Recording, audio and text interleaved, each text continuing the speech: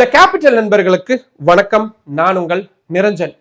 இந்தியாவில் இருக்கக்கூடிய நீதித்துறை அமைப்புகளா இருக்கக்கூடிய சுப்ரீம் கோர்ட் ஆகட்டும், ஹைகோர்ட்ஸ் ஆகட்டும், இவங்க யாரு மேல வேணாலும் என்ன மாதிரியான விமர்சனங்களை வேணுமானாலும் முன்வைப்பாங்க. மத்திய அமைச்சர்களாகட்டும், மாநில அமைச்சர்களாகட்டும், சட்டமன்ற உறுப்பினர்கள், நாடாளுமன்ற உறுப்பினர்கள், அமலாக்கத்துறை, தேர்தல் ஆணையம், சிபிஐ அப்படின்னு எல்லா அமைப்புகளையும் இவங்க கண்டமணிக்கு விமர்சிப்பாங்க. ஆனா அதே நேரத்துல நீதித்துறை மீது அப்படியான விமர்சனங்களை யாராவது முன்வைக்கிறாங்க அப்படின்னா நீதித்துறை கொந்தளிச்சு எழுந்துருவாங்க. அதை எப்படியாவது தடுத்து நிறுத்திடணும் அப்படின்றதுல ரொம்ப வேகம் காட்டுவாங்க, ரொம்ப தீவிரம் காட்டுவாங்க. அதே மாதிரிதான் இப்போ பிரதமர் நரேந்திர மோடி தலைமையில் இயங்கக்கூடிய மத்திய அரசாங்கம் நீதித்துறையுடைய குறைகளை சுட்டிக்காட்டக்கூடிய வகையில சில முக்கியமான விஷயங்களை முன்னெடுத்தாங்க. அதுக்கு ஆரம்ப கட்டத்திலேயே உச்ச நீதிமன்றம் கடுமையானதுன்னா அவ்வளவு கோபப்படாத நீதிபதிகள் கூட இந்த குறிப்பிட்ட விவகாரத்துல கடுமையா கோவப்பட்டிருக்காங்க. அதை பத்தி தான் இந்த வீடியோல நம்ம இன்னைக்கு விரிவா பார்க்க இருக்கோம். அதுக்கு முன்னாடி நம்ம சேனல்ல இன்னும் நிறைய பேர் சப்ஸ்கிரைப் பண்ணாம பார்த்துக்கிட்டு இருக்கீங்க. உங்களுக்கே தெரியும், உங்களுடைய ஆதரவை நம்பி மட்டும்தான் டெல்லியில இருந்து இயங்கக்கூடிய முதல் தமிழ் யூடியூப் சேனல் அதை நடத்திட்டு இருக்கேன். இப்போ இந்த மாதிரியான ரொம்ப முக்கியமான இன்ஃபர்மேஷன்ஸ் உங்களுக்கு உடனுக்குடன் வந்து சேரணும் அப்படின்னா நம்ம சேனலை சப்ஸ்கிரைப் பண்ணிக்கோங்க. வாங்க இப்போ வீடியோக்குள்ள போகலாம்.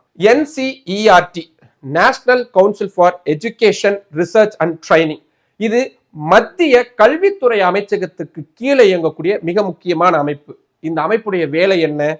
இந்தியாவில் இருக்கக்கூடிய பள்ளி கல்விகளாகட்டும் இல்ல உயர்கல்வி ஆகட்டும், இவங்களுடைய பாடத்திட்டங்கள்ல முக்கியமான ரிசர்ச் ஆய்வுகள் எல்லாம் செஞ்சு அதோடைய தரத்தை உயர்த்துறது, முக்கியமான பாடப்பிரிவுகளை அப்பப்ப சேர்க்கிறது, பாடங்கள்ல ஏதாவது பின்தங்கிய கருத்துக்களுடன் இருக்குது அப்படின்னா அதை புறந்தள்ளி விட்டு முக்கியமான புது விஷயங்களை கொண்டு வந்து சேர்க்கிறது, ஸ்டூடெண்ட்ஸுக்கான ஒரு ட்ரைனிங் கொடுக்கறது, டீச்சர்ஸுக்கான ட்ரைனிங் கொடுக்கறது, ஒட்டுமொத்தமா கல்வித்துறையை மேம்படுத்தக்கூடிய வேலைகளை இவங்க தான் பண்ணுவாங்க. சிலபஸ் மாற்றம் முதல் கொண்டு இவங்க தான் பண்ணுவாங்க.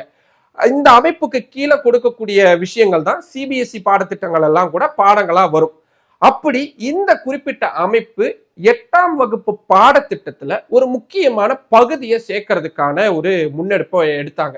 என்ன அப்படின்னா, இந்தியாவில் ஜுடிஷியல் அப்படின்னு சொல்லப்படக்கூடிய நீதித்துறை எப்படி செயல்படுது, நீதித்துறையில் இருக்கக்கூடிய ஊழல்கள் எப்படியானதா இருக்கு, நீதித்துறையுடைய பேக்லாக், அதாவது அங்க இருக்கக்கூடிய கேஸுகள் ரொம்ப தாமதமா விசாரிக்கப்படுறதுனால சிட்டிசன்ஸ் என்ன மாதிரியான பிரச்சனைகள் எல்லாம் சந்திக்கிறாங்க, இப்படின்னு நீதித்துறையிலுடைய குறைகளை சுட்டிக்காட்டக்கூடிய விஷயங்களை பாடத்திட்டத்துல 8ஆம் வகுப்பு மாணவர்கள் படிக்கக்கூடிய பாடத்திட்டத்துல சேர்க்கணும்.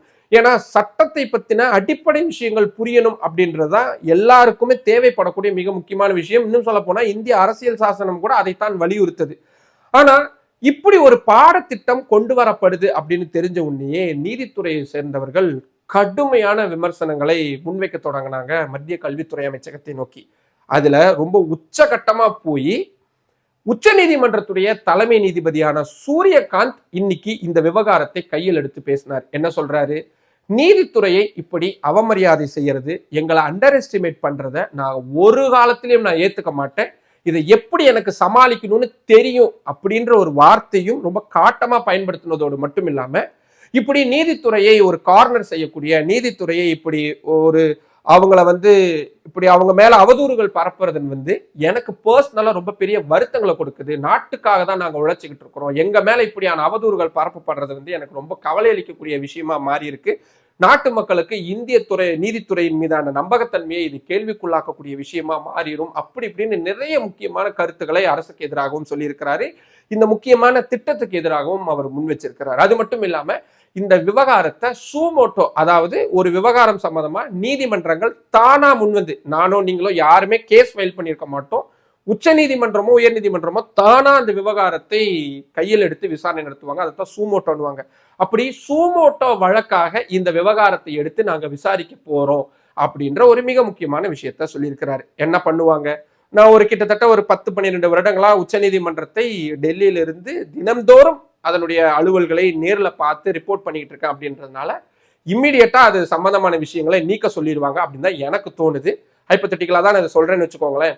ஆனாலும் கூட நிச்சயமா இந்த மாதிரியான விமர்சனங்களை பொதுவெளிகள்ல விவாதத்திற்கு உட்படுத்துறதோ இல்ல பள்ளி மாணவர்கள் படிக்கக்கூடிய விஷயங்களையும் நிச்சயமா உச்ச நீதிமன்றம் அனுமதிக்காது. ஏன்னா இன்னைக்கு உச்ச நீதிமன்றத்துடைய தலைமை நீதிபதி சூரியகாந்த் அவர்களுடைய டோன் அப்படிதான் இருந்துச்சு. ரொம்ப காரசாரமான, ரொம்ப கோபமான மனநிலையில தான் அவர் இன்னைக்கு அதை பேசியிருந்தாரு அப்படின்றதுல மாற்று கருத்தே கிடையாது.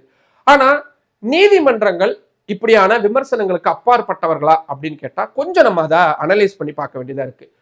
முதல் விஷயம் என்ன, நீதிமன்றங்கள்ல இருக்கக்கூடிய நிலுவையில் இருக்கக்கூடிய வழக்குகள் காரணமா நீதி கிடைக்கிறதுல மக்களுக்கு பிரச்சனை இருக்கு அப்படின்றது முக்கியமான விஷயம். அது இல்லைன்னு யாராவது சொல்லுவாங்களா? ஏன்னா உச்ச நீதிமன்றத்துல கிட்டத்தட்ட 80,000த்திற்கும் அதிகமான வழக்குகள் இன்னைக்கு தேதிக்கும் பேக்லாக், அதாவது நிலுவையில் இருக்கக்கூடிய வழக்குகளா இருக்கு. சொன்னா நிறைய பேர் நம்ப மாட்டீங்க. 30 வருஷம் 40 வருஷம் பழைய வழக்குகள் கூட இன்னும் விசாரணைக்கு முடிக்கப்படாம அப்படியே இருக்கு. ஒரு உதாரணமே சொல்றேன். 2011ஆம் ஆண்டு MK ஸ்டாலின் அவர்கள் கொளத்தூர் தொகுதியில நின்று ஜெயிச்சதுக்கு எதிர்த்து நின்று போட்டியிட்ட அதிமுக வேட்பாளர் சைதை துரைசாமி உச்ச நீதிமன்றத்துல கேஸ் ஃபைல் பண்றாரு. 2011 எங்க இருக்கு, இன்னைக்கு என்ன வருஷம் நடந்துகிட்டு இருக்கு? இத்தனை வருஷமாயும் அந்த வழக்கு இன்னும் தீர்வு காணப்படாம இருக்கு. சில தினங்களுக்கு முன்னாடி நான் கூட நம்ம சேனல்லயே ஒரு ஷார்ட்ஸ் ஒன்று போட்டிருந்தேன். தெலுங்கு நடிகை பிரத்யூஷாவுடைய மரண வழக்குல இந்திய நீதிமன்றங்கள் 24 ஆண்டுகள் கழிச்சுதான் ஒரு தீர்ப்பு அப்படின்றதையே கொடுத்திருக்கிறாங்க. இது சுப்ரீம் கோர்ட்டுடைய நிலைமையே இப்படி இருக்கு அப்படின்னா ஹைகோர்ட்ல கிட்டத்தட்ட 6 லட்சத்துக்கும் அதிகமான வழக்குகள் அப்படின்றது நிலுவையில இருக்கு. கீழமை நீதிமன்றங்கள், லோயர் கோர்ட்ஸ் சொல்லுவாங்கல்ல, மாவட்ட நீதிமன்றங்கள், சிவில் கோர்ட்ல சொல்லுவாங்கல்ல, இந்த கோர்ட்டுகள்ல கிட்டத்தட்ட 4 கோடிக்கும் அதிகமான வழக்குகள் பேக்லாக்ல இருக்கு. நான் சொன்ன இந்த புள்ளி விவரங்களை நம்பல அப்படின்னா நீங்களே போய் கூகுள்ல ஜஸ்ட் டைப் பண்ணி பாருங்க, உங்களுக்கு அத்தனை இன்ஃபர்மேஷன்ஸுமே கிடைச்சிடும். இந்த வழக்குகள் நிலுவையில இருக்கிறது அப்படின்றது எவ்வளவு பெரிய பிரச்சனை. ஏன்னா உலக வரலாறு மொத்தமாவே ஒரு விஷயம் சொல்லுவாங்க, தாமதிக்கப்பட்ட நீதி அநீதிக்கு சமமானது அப்படின்னு.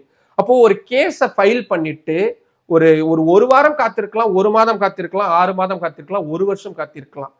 15 வருடங்கள், 20 வருடங்கள், 30 வருடங்கள் ஒரு கேஸை ஃபைல் பண்ணிட்டு காத்திருக்காங்கன்னா அவங்களுக்கு கிடைக்கக்கூடிய நீதிக்கு பேரு நீதியா அப்படின்றத இந்த மாதிரியான விமர்சனங்களை முன்வைக்கக்கூடிய அத்தனை பேருமே கேட்க வேண்டிய விஷயமா இருக்கு. இந்த மாதிரி உதாரணங்களை என்னால சொல்லிக்கிட்டே இருக்க முடியும். உத்தரப்பிரதேசத்துல 50 வயதான ஒருத்தரை காவல்துறையினர் கைது செஞ்சு கொண்டு போறாங்க. அங்க நடந்த ஒரு கொலையில அவரும் சம்பந்தப்பட்டிருக்கலாம் அப்படின்றதுதான் அவருக்கு எதிரான சார்ஜா இருக்குது. நீங்க நம்பவே மாட்டீங்க, அவர் சிறையிலிருந்து வெளியே வந்தப்போ 45 வருடங்களை அவர் சிறையில் கழித்திருக்கிறார். ஆனா உச்ச நீதிமன்றம் என்ன சொல்லி அவரை விடுதலை செஞ்சிருந்தாங்க, அவர் மேல இருக்கக்கூடிய குற்றம் நிரூபிக்கப்படல, அதனால அவரை நாங்கள் விடுதலை செய்கிறோம் அப்படின்னு. அந்த 45 வருட சட்ட போராட்டத்துல அவருடைய சொத்து பத்து எல்லாத்தையும் இழந்து, அவருடைய மனைவியை இழந்து, அவருடைய மகளுக்கான திருமணம், பேர குழந்தை பிறந்தது அப்படின்னு எதையுமே அந்த மனுஷன் பார்க்காம கடைசியில ஒரு கயிறு கட்டுல இன்னைக்கும் நடைபெறமாவே உத்தரப்பிரதேசத்துல ஒரு கிராமத்துல ஏதோ ஒரு கூரை வீட்டுக்கு உள்ள அவர் படுத்து கிடக்கிறாரு. அப்படின்னா இதுக்கெல்லாம் யாருங்க பதில் சொல்ல போறா, யாரு கேள்வி கேட்க போறா? சரி, இது முதல் விஷயம். 2வது கரப்ஷன் அப்படின்ற விஷயம். நீதித்துறையில கரப்ஷன் இல்லை அப்படின்றது யார் உறுதியா சொல்ல முடியும்? நம்ம நிறைய டீட்டெயில்ஸ் இருக்கு, ஆனா ஒரே ஒரு உதாரணம் மட்டும் சமீபத்தில் நடந்த உதாரணத்தை பார்ப்போம். டெல்லி ஹைகோர்ட்டுடைய ஜஸ்டிஸா இருந்த யஷ்வந்த் வர்மாவுடைய வீட்டுல, டெல்லியில இருக்கிற வீட்டுல, அவருடைய கிராமத்துல இருக்கிற வீடு கூட கிடையாது, டெல்லியில இருக்கிற அவருடைய வீட்டுல கட்டுக்கட்டான பணம் தீப்பிடிச்சு எரிஞ்சிருந்தது. இன்னைக்கு வரைக்கும் அந்த பணம் யாருக்கு, எப்படி அது யஷ்வந்த் வர்மாவுடைய வீட்டுக்கு வந்தது, யார் இதோடைய பின்னணியில் இருக்காங்க, ஏதாவது ஒரு விஷயம் தெரிஞ்சுதா? அந்த குறிப்பிட்ட நபர் கைது செய்யப்பட்டிருக்காரா? நீதிபதியாவே இருந்தாலும் அவர் மீது என்ன மாதிரியான நடவடிக்கை எடுக்கப்பட்டிருக்கு, அவரை தகுதி நீக்கம் செய்யக்கூடிய விஷயங்கள் என்ன மாதிரி போயிருக்கு? இது நீதித்துறை மீது நேரடியாக களங்கம் விளைவிக்கக்கூடிய விஷயம் தானே. அப்போ நீதித்துறை டைரக்டா இந்த மாதிரியான விஷயங்கள்ல எவ்வளவு துரிதமா ஈடுபடணும்? இது நான் 1-2 உதாரணங்கள் தான் சொல்றேன். இந்த மாதிரி ஏராளமான உதாரணங்களை நம்மளால சொல்லிக்கிட்டு போயிட்டே இருக்க முடியும். அடுத்தது, நீதிபதிகளா இருக்கிறாங்க, உச்ச நீதிமன்ற நீதிபதிகளாவே இருக்கிறாங்க.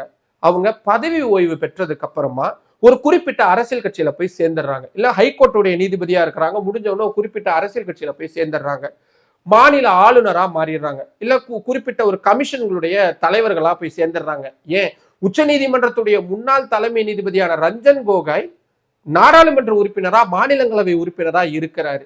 அப்போ மக்களுக்கு நீதித்துறை மீது, நீதிபதிகள் மீதான சந்தேகம் எந்த அளவுக்கு எழும்?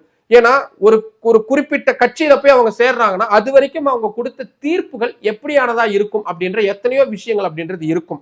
2வது, இவங்க கொடுக்கக்கூடிய தீர்ப்பை இவங்களே கொஞ்ச நாள் கழிச்சு மாத்தி அமைச்சிடுறாங்க. அப்போ நான் ஒரு சட்டம் படிச்சிருக்கிறேன், என்னால அதோடைய கிரக்ஸை ஓரளவுக்கு புரிஞ்சுக்க முடியுது. ஆனா ஒரு சாமானியருக்கு சட்டம் அப்படின்றது ஒரே மாதிரிதான் இருக்கும், இந்திய அரசியல் சாசனம் ஒரே மாதிரிதான் இருக்கு, கிரிமினல் சட்டங்கள் எல்லாமே ஒரே மாதிரிதான் இருக்கு, எவிடன்ஸ் ஆக்ட் ஒரே மாதிரிதான் இருக்கு, எல்லாருக்கும் ஒரே மாதிரி பொருந்தக்கூடியதுதான். ஆனா ஒரு நீதிபதி ஒரு நீதிமன்றம் கொடுக்கக்கூடியதை இன்னொரு நீதிபதி கொஞ்ச நாள்லயே மாற்றி அமைச்சிடுறாங்க. அந்த அவங்களுடைய கண்ணோட்டம் மாறிக்கிட்டே இருக்கு. அப்ப எப்பதான் இதுக்கான தீர்வுகள்லாம் வரும் அப்படின்றத மக்கள் கேட்கும் பொழுது அதுக்கான பதில் என்னவா இருக்கு? நான் சொல்லக்கூடியது எல்லாமே ஒரு சாமானியனுடைய கண்ணோட்டத்துல இருந்துதான் நான் சொல்லக்கூடிய விஷயங்களா இருக்கு.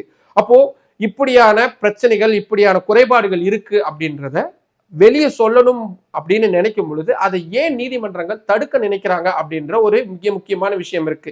இன்னும் டெக்னிக்கலா போனோம்னு இன்னும் நிறைய இருக்கு. உச்ச நீதிமன்றத்துடைய நீதிபதிகளுடைய தேர்வு கொலிஜிய முறையில வெளிப்படைத்தன்மையா நடக்கல அப்படின்ற மாதிரியான விமர்சனங்களா பெரிய அளவில் இருக்கு.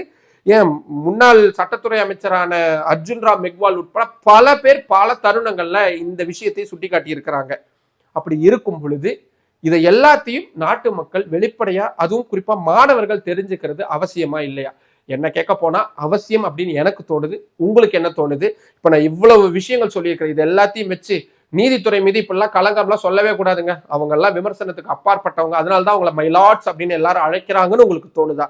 இல்ல யாரு தப்பு செஞ்சாலும் தப்பு தான். பிரதமர் செஞ்சாலும் தப்பு தான், முதல்வர் செஞ்சாலும் தப்பு தான், நீதிபதிகள் செஞ்சாலும் தப்பு தான். அதை எப்படி ஆனாலும் விமர்சனத்துக்கு உட்படுத்தி தான் ஆகணும்னு உங்களுக்கு தோணுதா? உங்களுக்கு எது தோணுனாலும் அதை கீழே கமெண்ட் பாக்ஸ்ல சொல்லுங்க. மற்றும் ஒரு வீடியோவில் சந்திக்கலாம். நன்றி. நம்மளோட கேபிட்டல் சேனல்ல இன்னும் நிறைய பேர் சப்ஸ்கிரைப் பண்ணாம பார்த்துக்கிட்டு இருக்கீங்க. உங்களுக்கே தெரியும், உங்களுடைய ஆதரவை நம்பி மட்டும்தான் டெல்லியில இருந்து இயங்கக்கூடிய முதல் தமிழ் யூடியூப் சேனல் அதை நடத்திட்டு இருக்கேன். இப்போ இந்த மாதிரியான ரொம்ப முக்கியமான இன்ஃபர்மேஷன்ஸ் உங்களுக்கு உடனுக்குடன் வந்து சேரணும் அப்படின்னா நம்ம சேனலை சப்ஸ்கிரைப் பண்ணிக்கோங்க. நம்ம வீடியோஸை நிறைய பேர் கொண்டு போய் சேருங்க. லைக் பண்ணுங்க, கமெண்ட் பண்ணுங்க. உங்களுடைய ஆதரவை அதிக அளவில் தாருங்கள். நன்றி.